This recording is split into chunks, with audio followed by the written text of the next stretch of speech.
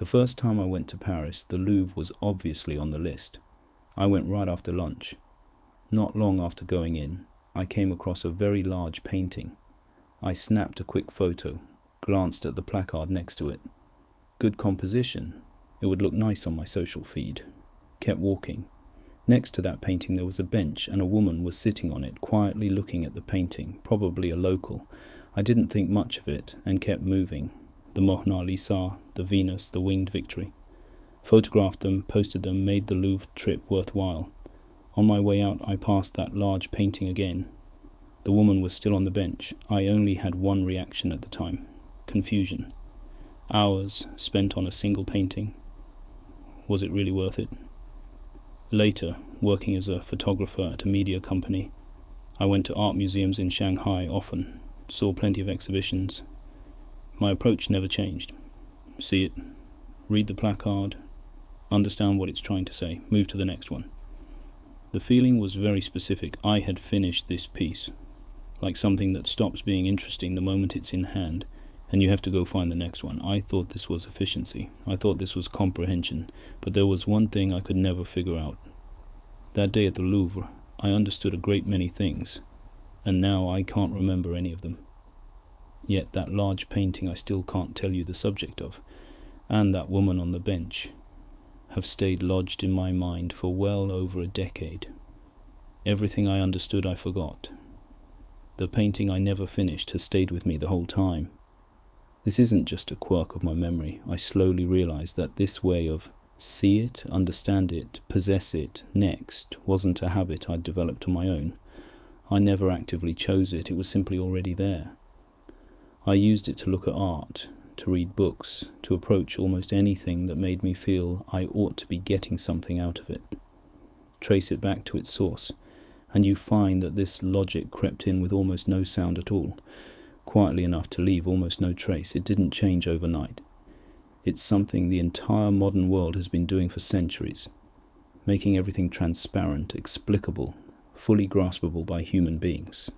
The meaning of the world lies in being understood. Understanding means mastering it. Mastering it means you can move on and master something else. This logic lives in science, in education, in the cult of efficiency, in every "do you get it?"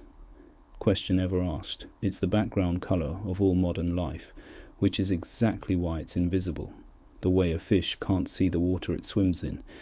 And then even art, the very domain that was supposed to resist this logic, got infiltrated too. The moment a work starts to believe its own value lies in conveying an idea that can be spoken aloud, in making people get it, in coming with an explanatory text attached. That's the moment this logic has already gotten inside art. A work that can be fully explained is a success. One that can't be pinned down is either a failure or accused of being pretentious. The critical apparatus, the exhibition system, art education, all of it reinforces this standard. But what actually stays with you is precisely the part the placard could never fully capture. Calligraphy is an example close to home. Its charm comes from several things happening at once. The pictographic origins of the characters themselves, the flow of the calligrapher's chi in that particular moment, the depth of time the work carries. None of this can ever be fully put into words. It can only be felt in the body when you're truly standing in front of the characters. But today's calligraphy exhibitions increasingly lean toward formal experiments and conceptual statements, deconstructing characters, exploring the randomness of ink, manufacturing visual tension. These things can be displayed, interpreted, written up in criticism, and qiyun, spirit resonance, the living vitality a work carries. Because it can never be fully put into words, gradually loses its place. It's not that no one cares about qiyun, it's that the logic demanding everything be explained is making it harder and harder to see. So what was that woman in the Louvre actually doing? She wasn't finishing anything. She wasn't taking away anything portable, wasn't understanding some point she could paraphrase to someone else, wasn't taking a photo to post. She was simply sitting there, letting the painting keep working on her. The tea ceremony works on the same logic. Its content is extremely simple. Prepare the tea, whisk the tea, drink the tea. but the precision and care of the entire ritual go far beyond anything that drinking tea alone could explain. It isn't conveying some idea. It's changing the rhythm of the participant's perception, creating a particular sensitivity to space, to vessels, to movement. That state can't be carried away, can't be paraphrased. It only exists inside the process itself.